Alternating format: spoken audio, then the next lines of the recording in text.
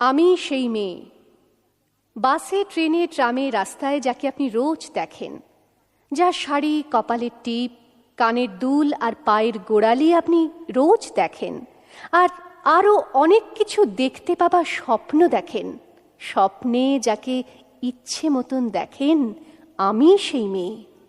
বিহারের প্রত্যন্ত গ্রামে দিনের আলোয় যার ছায়া মাড়ানো আপনার ধর্মে নিষিদ্ধ, আর রাতের গভীরে যাকে বস্তি থেকে তুলে আনতে পাইক বরকন্দাজ পাঠান আপনি, আর সুসজ্জিত বিছানায় যার জন্য অপেক্ষায় অধীর হয় আপনার রাজকীয় লাম্পট্য, আমি সেই মেয়ে।